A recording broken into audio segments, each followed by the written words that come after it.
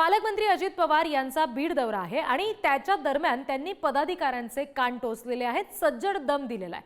विकास कामांसाठी खंडणी मागू नका, चुकीचे प्रकार खपवून घेणार नाही असं अजितदादांनी म्हटलंय। खंडणीचं प्रकरण कानावर आल्यास थेट मकोका लावेन असं अजित पवारांनी म्हटलंय आणि इशारा दिलाय। चारित्र्य स्वच्छ ठेवा, बीडमध्ये सामाजिक सलोखा राखा असा सल्ला सुद्धा दिलाय। पालकमंत्री पदाची सूत्र हाती घेतल्यानंतर पहिल्यांदाच दौऱ्यामध्ये अजित पवार यांनी पदाधिकाऱ्यांना थेट फैलावर घेतलं। मंत्री धनंजय मुंडे यांच्यासह बीडच्या पदाधिकाऱ्यांचे अजितदादांनी यावेळी कान टोचले। वेळोवेळी प्रकार केलेले असतील की आपल्याला सगळ्यांना सर्व विकासाची कामं करत असताना कुणी कुणाला खंडणी मागण्याचा प्रयत्न त्या ठिकाणी करू नये। माझ्या ते कानावर आल्यानंतर त्याच्यामध्ये मकोका लावायला पण मी मागे पुढे मागणार नाही।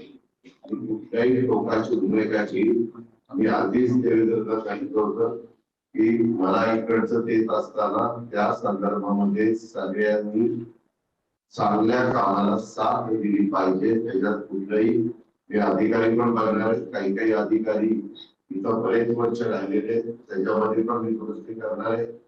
त्या चुकीच्या पद्धती पूर्वापार चालत आलेल्या आहेत, त्याला कुठेतरी आळा घातलाच गेला पाहिजे। जर चालत आलेले असतील तर पुढील त्याच्यामध्ये मी म्हणेल ते, कारण आम्ही बघतो कधी कधी टीव्हीला वगैरे दाखवलं जातं चॅनलला, कुणी रिव्हॉल्वर काढतं, जर काही रिव्हॉल्वर उडवतात, कुणी इतर रिव्हॉल्वर वगैरे लावून फिरतात। डिपार्टमेंटला सांगणार जे कुणी वर रिव्हॉल्वर वापरून फिरेल त्याचं लायसन्स कॅन्सल करायचं। या सगळ्या संदर्भात आपण आणखी तपशील घेतोय। प्रतिनिधी उदय नागरगोजे आपल्याशी जोडले गेलेत त्यांच्याकडून। उदय, अजित पवारांचा हा पहिलाच दौरा होता आणि त्याच्यामध्येच त्यांनी थेट फैलावर घेतलं बीडच्या सगळ्या कार्यकर्त्यांना। काय नेमक्या कार्यकर्त्यांमध्ये सध्या चर्चा आहेत, त्यांच्या नेमक्या काय प्रतिक्रिया आहेत या सगळ्या संदर्भात?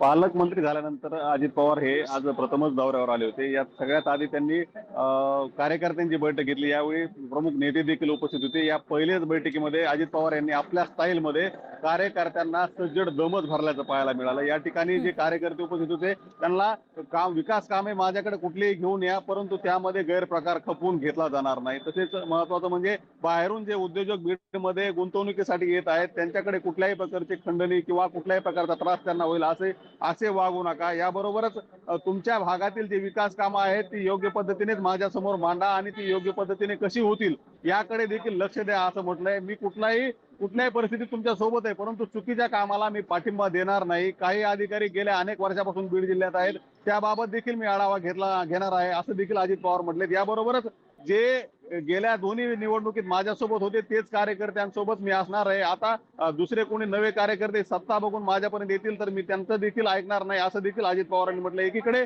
कार्यकर्त्यांना सूचना देत असताना विरोधकांना देखील आपण अंतर राखणारच असल्याचं अजित पवारांनी म्हटलंय। दुसरीकडे आता अजित पवारांनी जे जिल्हा नियोजन समितीची जी बैठक आहे त्यापूर्वी आता अधिकाऱ्यांची आढावा बैठक सुरू केली आहे। यामध्ये अजित पवारांच्या पद्धतीने ते आता कशा पद्धतीने हा सगळा कारभार पाहायचा आहे, बीडची जी प्रतिमा गेल्या काही दिवसात मलिन झाली होती ती कशी सुधारायची यासाठी प्रयत्न करणार असल्याचं देखील अजित पवार यांनी म्हटलंय। आता त्या दिशेने त्यांनी पहिल्याच दिवशी आपण कशा पद्धतीने काम करणार आहे हे देखील दाखवून दिल्याचं आपल्याला पाहायला मिळतंय।